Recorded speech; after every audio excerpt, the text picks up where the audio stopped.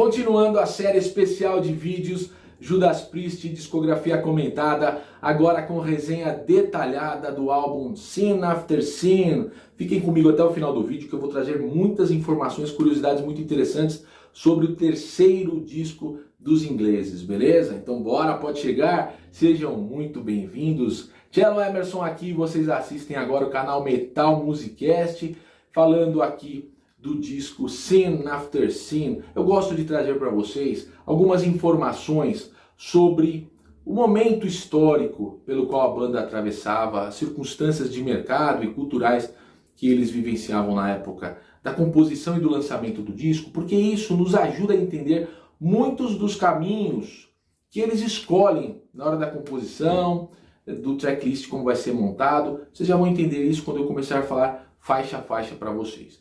O importante é a gente lembrar que naquela época, e eu estou falando aqui em 77, em janeiro de 77, os caras entram no estúdio para começar a gravar, já havia um certo cansaço das grandes bandas, dos medalhões do heavy rock, do rock pesado.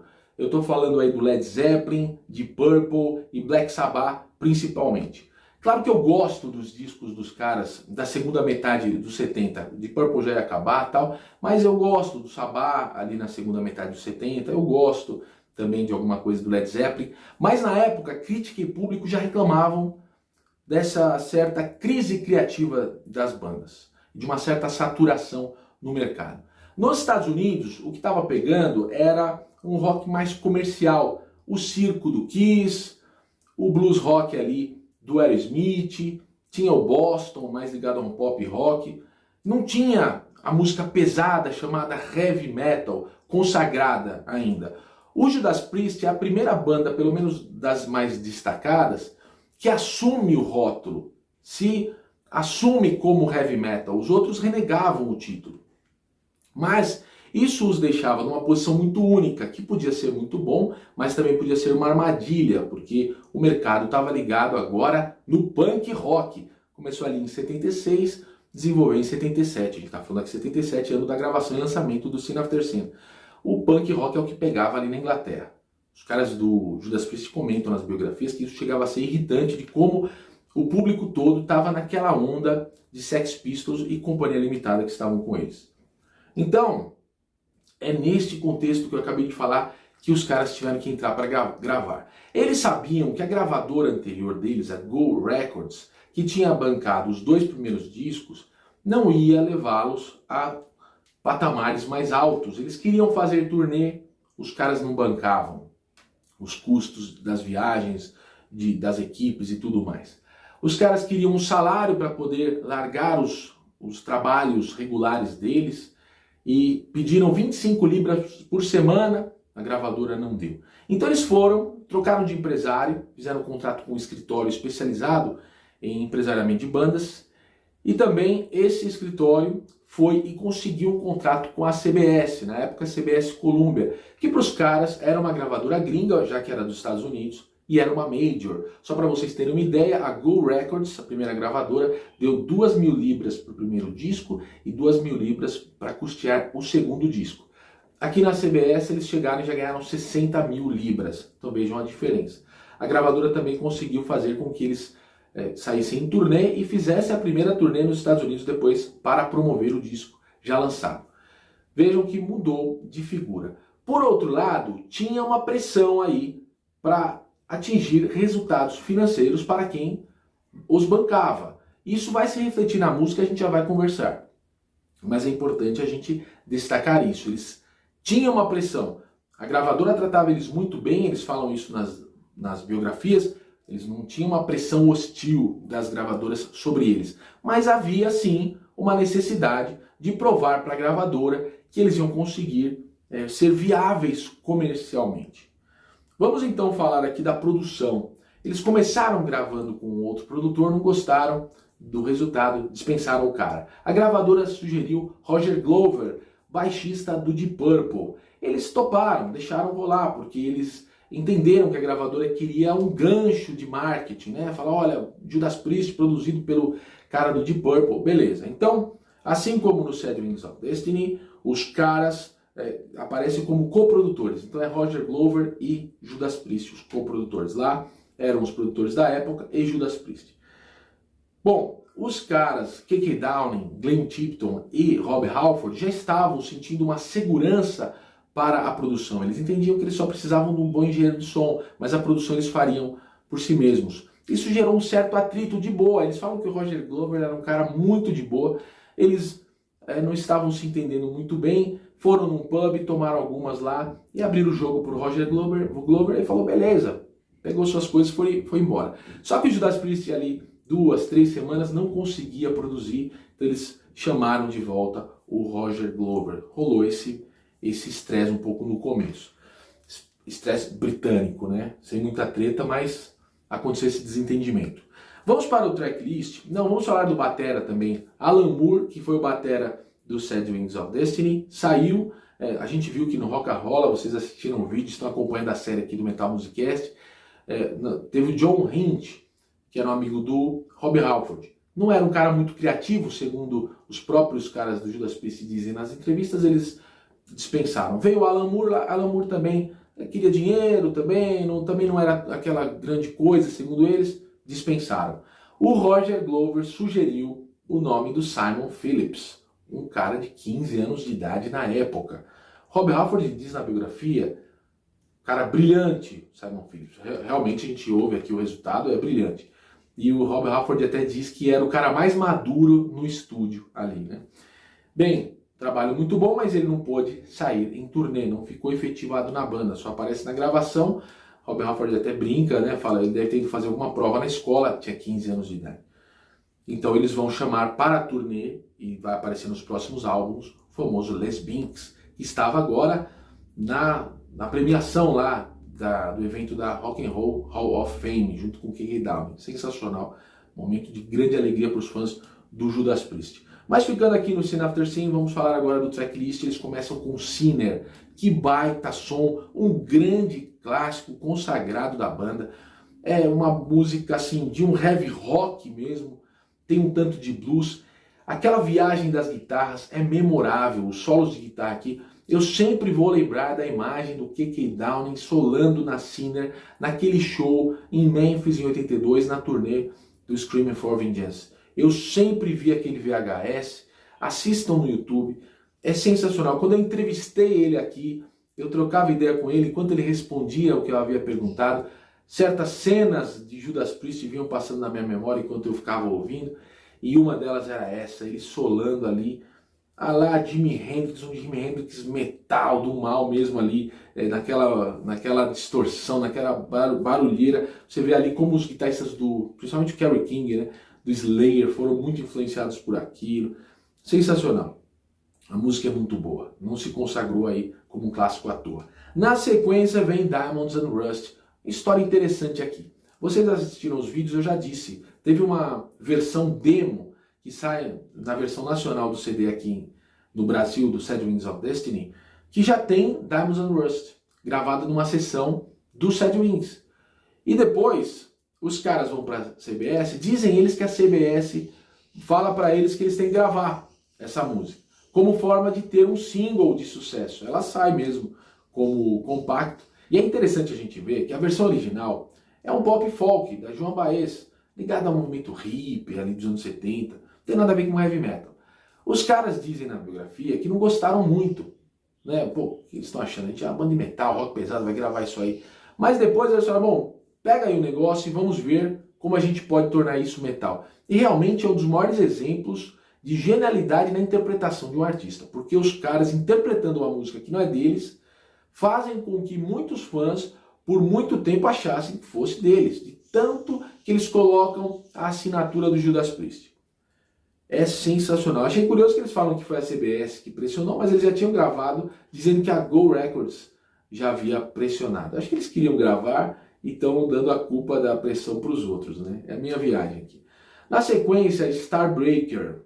Música boa, um heavy rock com ritmo para cima também, uma música que tem um astral mais solar, né? Diferente de muita coisa mais obscura do Judas Priest. Tem até palmas, né? Em alguns momentos tem até palmas para acompanhar o ritmo. Vejam que o Judas Priest é o designer, é quem desenha uma das maiores vertentes do heavy metal, se não todo o heavy metal que a gente conheceu dos anos 80 para frente, mas não tinha umas amarras de estilo tão rigorosas. Entram palminhas acompanhando o ritmo aqui em Starbreaker. Boa música. Mas na sequência vem aquela que eu acho que é a faixa que demonstra uma certa pisada na bola dos caras aqui. Por quê? Eu vou explicar. É uma balada, pensem aí, uma balada que transita na sonoridade de Beatles, Queen, Led Zeppelin. No final da música, na parte final, o Rob Halford emula um Robert Plant ali totalmente. Mas sem a genialidade que essas três bandas conseguiram imprimir no seu som. Aqui soa como uns clichês, os clichês dessas bandas de um jeito um pouco forçado. O K.K. Downing diz que o Glenn Tipton começou a escrever essa música para agradar o Rob Halford, vai fazer uma música meio Queen, o Rob Halford vai gostar, e a gravadora estava pressionando por uma música radiofônica. Saiu essa baladinha, toda bonitinha, fofa, Last Rose of Summer. Você pode dizer, pô, Tchelo, mas os caras estão tentando expandir os horizontes, vocês são fãs e reclamam quando os caras tentam expandir, se não tentam expandir vocês também reclamam. Vejam, galera, eu sempre vou ser a favor de ver os artistas que eu gosto tentando expandir os horizontes, fazendo experiências.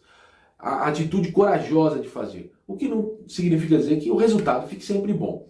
Aqui, por que eu acho que o resultado não ficou bom? Primeiro que a gente sabe que de uma maneira cínica era uma tentativa de agradar a gravadora que tinha bancado os caras, para tentar atingir as rádios. Segundo que, entre na minha viagem aqui, para mim, o Fred Mercury era uma grande influência do Rob Halford. Não tem problema. Mas o Rob Halford, a viagem minha vai aqui, ó, é uma versão obscura do Fred Mercury. Peguem aí o mundo do Tim Burton, por exemplo. Extremo mundo de Jack tem o mundo do Natal, né? Mais solar, de dia, luzes e tal. E tem o mundo obscuro, o mundo do Halloween. E para mim, nesses mundos paralelos, o Fred Mercury é aquele cara do mundo solar, tal, e o Rob Halford é o cara das sombras. Então isso, quando ele compõe baladas mais melancólicas, mais obscuras, ele consegue atingir uma beleza diferente do que ele faz em Last Rose of Summer, em que ele quer ser fofinho, cheiroso, solar, bonitinho, como um Fred Mercury. não é a dele. É por isso, pegar minha viagem, se vocês acharam que eu viajei demais, coloquem aí nos comentários. Pode xingar, hoje está liberado o hater, aí põe aí. Bom, é por isso que eu torço o nariz um pouco para essa música. Ficava aparecendo algumas musiquinhas de Britpop ali dos anos 90, quando eu comecei a curtir som, não gostava das músicas popzinhas de rádio MTV, e parecia, né, essas bandas dos anos 90 que queriam emular os anos 70. Era muito parecido. Ia dar certo, né, se os caras lançam agora nos anos 90. Depois vem Let Us Pray, Call for the Priest. Eu achava, quando a primeira audição desse disco inteiro, eu falei, pô, agora vai desandar, porque a Let Us Pray começa de novo como um Queen. Mas depois engata na Call for the Priest, que é um precursor do speed metal. Sensacional, baita som. Mas acho dispensável a introdução Let Us Pray. Ela é uma... tá dizendo aqui, ó, vamos orar, chame o sacerdote. Ela tem que estar interligada, é uma introdução. Em algumas versões em vinil, ela foi separada. O pessoal não tinha nenhuma noção da noção artística do Judas Priest aqui. Na sequência, Raw Deal, eu acho uma música interessante. Ela remete para os meus ouvidos uma semelhança muito grande com a sonoridade do primeiro, do Rock-a-Rolla, só que aqui com uma produção mais encorpada, melhorada, uma abordagem mais segura e mais precisa e pesada dos caras que já tinham mais experiência. Mas é uma música que caberia no Rock-a-Rolla. Então o pessoal torce o nariz pro primeiro disco, mas outros discos do Judas Priest na sequência tem muito daquele tipo de som. E aqui a Raw Deal é um exemplo disso que eu acabei de falar. Ainda na música, acho interessante um detalhe para a gente prestar atenção, que a guitarra conversa com o vocal, tem um certo dueto. Então o Rob Halford canta um verso, a guitarra conversa. É interessante, parece aquele lance que o Steve Vai fazer nos anos 90. O Judas já fazendo lá em 77. A letra também gerou muitos comentários, não na época, mas depois, quando o Rob Halford admitiu que era uma viagem dele, uma viagem do mundo LGBT. Porque ela faz referência a um parque, um bar, uma balada, uma balada LGBT que tem ali em Nova York, chama Fire Island, chamava, pelo menos na época, né? A gente está falando dos anos 70, e o Rob Halford nunca tinha ido para lá, mas ele deu uma viajada que ele estivesse viajando para lá, para curtir esse ambiente homoafetivo. E ele colocou isso na letra, achando que ia conseguir levantar essa questão E ninguém falou nada, ninguém percebeu. Ele diz aqui na biografia dele que não sabe se ficou aliviado ou frustrado. Aliviado porque não teve que discutir aquela questão, ele achava que ter que assumir sua condição de um homem homoafetivo poderia colocar em risco a carreira do Judas Priest, naquela época em que havia muito preconceito ainda. Mas ele se sentiu aliviado por isso, mas um pouco frustrado porque de alguma maneira ele queria trocar ideia sobre isso, queria se libertar de ter que se esconder, né, de ter que esconder sua condição LGBT. E ele lançou essa questão, ninguém pescou a mensagem subliminar que ele colocou nas letras na época. Ele teve que admitir isso depois, aí se comentou depois. Na sequência, Here Come the Tears também tem a ver com o assunto. Ele está expressando nas letras a sua angústia de ter que ter aqueles romances furtivos, escondidos, de ter muita dúvida se devia esconder sua condição ou falar dela. Então veja, aqui vão as lágrimas, né? É uma tradução livre minha aqui. E ela é bem chorosa mesmo, ela chega ao ponto de ser over, de passar do tom da choradeira, mas não é, fica muito boa, mas ela é bem chorosa. E aqui o Rob Halford volta a ser um Freddie Mercury do mundo do Halloween do Tim Burton. Aqui é melancólica. Eu comentei isso, que alguns países europeus conseguem produzir arte melancólica e bonita e bela, porque a gente tem ideia que a melancolia é um negócio triste, vai ficar uma arte feia. Não, os alemães conseguem muito isso. Eu já falei no vídeo da série que eu fiz sobre a discografia do Accept, o Accept consegue isso, a música clássica alemã consegue, o pop alemão muitas vezes conseguiu, Rammstein consegue. É a melancolia gerando uma arte bonita, bela, né? E aqui, mais um exemplo para o inglês. O inglês também consegue, porque imaginem o que é viver num país em que 8 meses do ano é nublado. Melancolia é um sentimento comum, bem vivenciado pelos ingleses em geral. Na sequência, deixando as musiquinhas baladas para lá, vem a mais agressiva do disco, a mais paulada, Dissident Aggressor. Muito boa essa música, para mim é um dos grandes destaques aqui, junto com a Cinder, Diamonds and Rust, porque guitarras pesadas, batera sensacional do Simon Phillips, interpretação show de bola do Rob Halford, guitarras muito inteligentes e interessantes também, palhetadas abafadas, pesadas. É o precursor de todo aquele heavy metal da New Wave, British Heavy Metal. Pelo menos 99% das bandas ali se basearam nesse tipo de som do Judas Priest. E dali, né, a New Wave influenciou o thrash metal americano, alemão, inglês. Aí estava aberta a influência para vários subestilos. Começa aqui, tanto é verdade que o Slayer gravou Dissident Aggressor e foi até indicado ao Grammy por conta desta música aqui que eu estou comentando agora. Sensacional. E aqui acaba o tracklist normal. Lembrei agora uma cena também que me vem à mente quando eu ouço Dissident Aggressor. Quando eu fui nos shows do Judas Priest aqui no Brasil, em que eles tocaram essa música, a figura sinistra do Rob Halford, com a cabeça baixada ali, com aquele monte de coisa pendurada ali, aquele monte de adereço e pingente, couro, e ele fica balançando para lá e para cá no som do refrão. É uma figura sinistra, interessante.